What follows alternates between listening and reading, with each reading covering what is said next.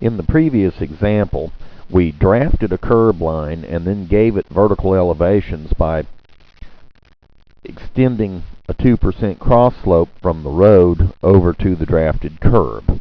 Now, of course, this is all controlled by Ripple-Thru, so if anything changes, it'll establish new elevations.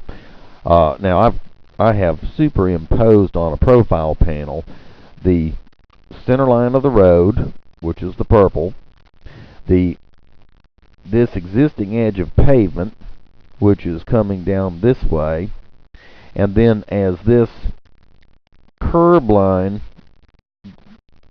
diverts further and further from the center line, it goes farther and farther below the center line because it's on a negative 2%. So I've superimposed this little blue line here is the drafted curb. So this was established by the tool continuous offset relationship. Now there's another relationship called control point relationship. So let's try something a little different. Let's take MicroStation, similar to the previous example, and we'll just draft something as a curb. Now we'll create an alignment. We'll tell it to replace all artwork with, replace the PIs with the artwork. So now the alignment is right here. Now what we need is to establish a design. Now we're going to do it differently this time. Instead of sending a 2%, we actually want to design this. So we'll say control point relationship. Wait a minute, I need a marker.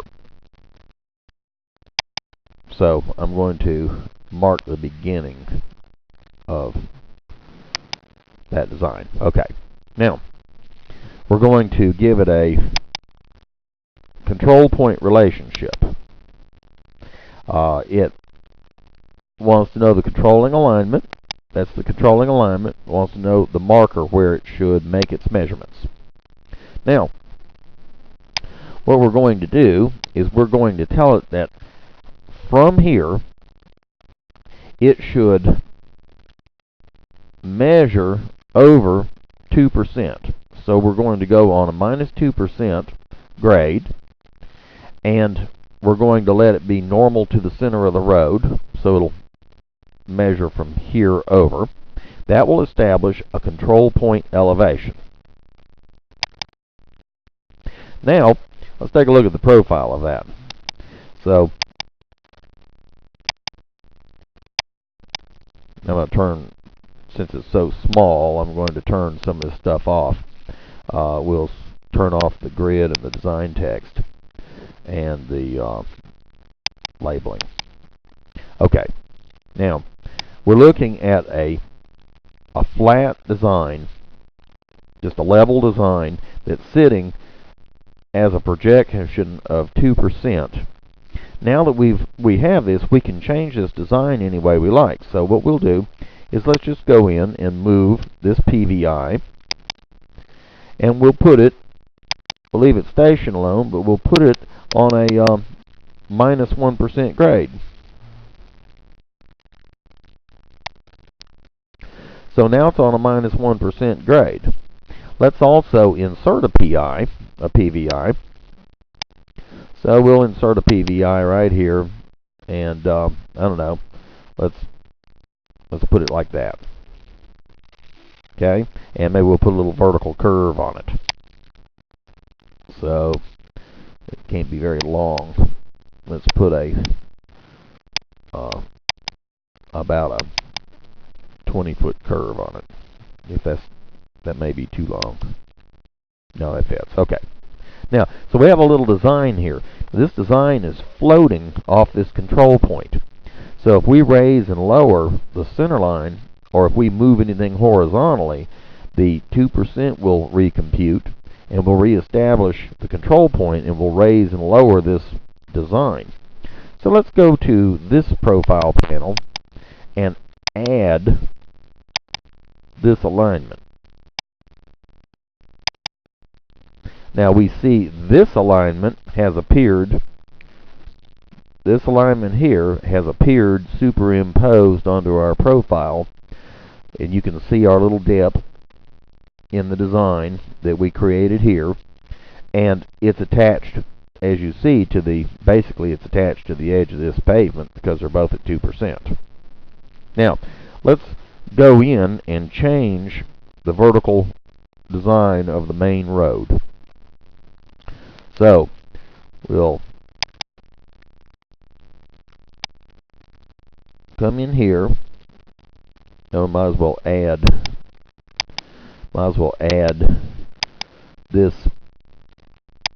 to this, might as well add that alignment to this profile as well, so we can see it. Now, we can't see well in here, so we have some little windows. Oops. We have a couple of windows zoomed up where we can see what we're doing. There's our two alignments. Here is the superimposed alignments, and in this larger panel, we'll actually change the vertical design of the road center line. So let's see. I need to select it. So let's select that as what we're designing, and we'll change the, we'll move a PVI. So we'll just grab this PVI and we'll move it down to here. Now when I click enter, I want you to focus on the superimposed profiles.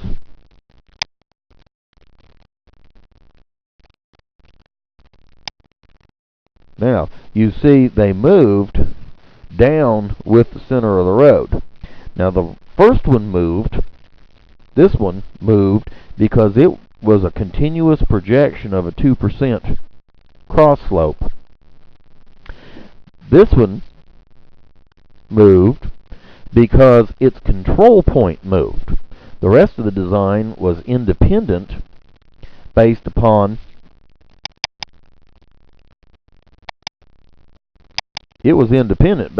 our vertical design.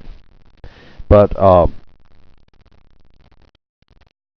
the only thing affected by the road was its floating control point. So the entire design, this entire design, was controlled by us, but floats up and down with the road and sideways with the road. So one way would be to use it for curb design. Another thing you could do is have floating building platforms. You can design a building platform and then float it at some percent off the edge of the road. Very useful tool if you think about different ways to use it.